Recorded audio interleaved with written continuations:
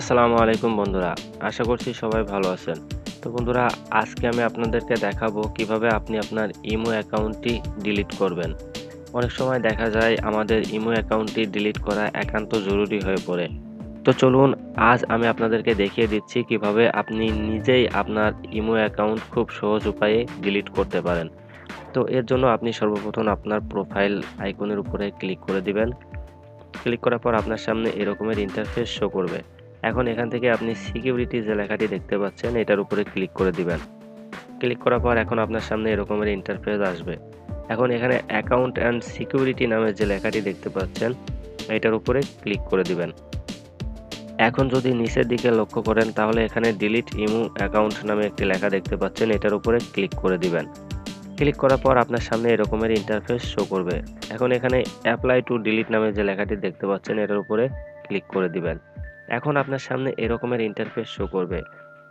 অনেক সময় দেখা যাবে আপনি এখানে ক্লিক করার পর আপনার এখানে একটি কোড চাইবে। এরকমটা শুধুমাত্র যদি আপনার একটি ইমো অ্যাকাউন্ট দুইটা ডিভাইসে লগইন থাকে তবে দেখায়।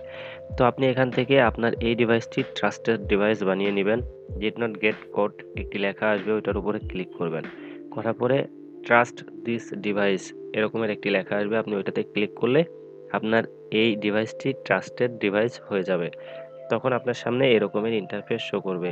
তো এখানে তারা বিভিন্ন ধরনের রিজন দিচ্ছে যে আমি কেন এই ইমো অ্যাকাউন্টটি ডিলিট করতে চাই। অবশ্যই কোনো একটি রিজন আপনাকে দেখাতে হবে।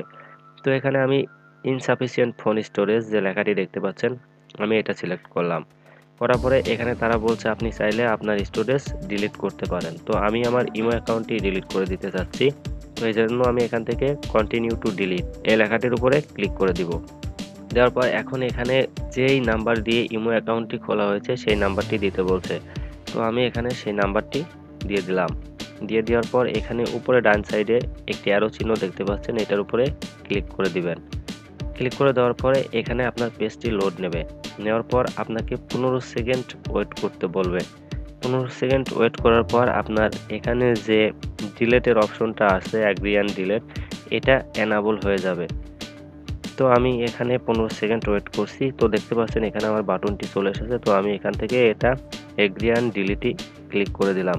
এখন আমি যদি এখান থেকে এটা ডিলিট করে দিই তাহলে আমার অ্যাকাউন্টটি ডিলিট হয়ে যাবে। তো আমি এখানে ডিলিটে ক্লিক করে দিলাম।